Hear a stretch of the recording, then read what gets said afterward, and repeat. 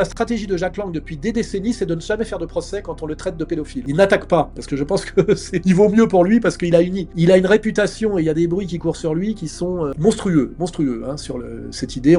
On a presque des trucs des histoires d'asphyxie par sac sur la tête, sac en plastique sur la tête. Je ne peux rien cautionner ni vérifier de tout ça, mais il court des bruits depuis des décennies sur Jack Lang qui sont monstrueux par rapport à d'autres qu'on peut soupçonner de. Bon, il y avait quand même l'affaire aussi du fils de Kouchner. On est quand même dans le petit monde des élites socialistes. Hein. Non, oui, mais ça l'a amené à démissionner de l'Institut du monde arabe. Qu'est-ce que l'Institut du monde arabe? Pourquoi est-ce important? Pourquoi Jack Lang est resté aussi longtemps? À quoi a servi l'Institut du monde arabe?